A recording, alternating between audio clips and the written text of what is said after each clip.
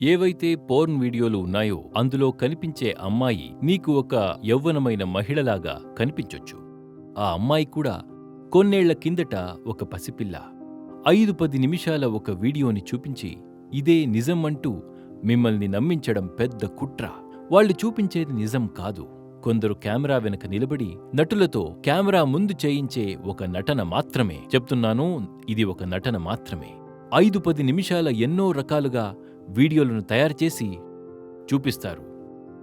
అటువంటి ఒక వీడియో తయారు చేసేదే కేవలం మీపైన కామం యొక్క దుష్ప్రభావం పడడానికి.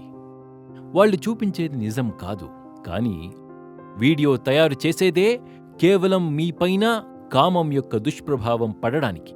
ఆ అమ్మాయి చిన్నతనంలో ఎప్పుడూ అనుకోనే ఉండదు తను అలాంటి ఒక పని చేసి జీవనం సాగించాల్సొస్తుంది అని.